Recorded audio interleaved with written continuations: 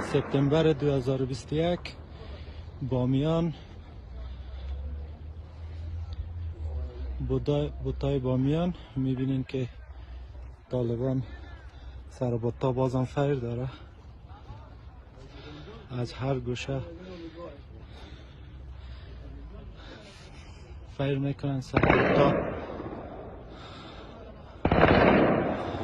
خب